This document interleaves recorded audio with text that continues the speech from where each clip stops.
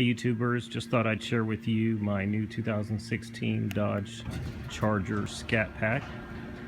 I've had it for about 2 weeks now and just enjoying it, enjoying every ride. It's a great vehicle, so haven't driven it in about a week or so this is going to be a cold start for you.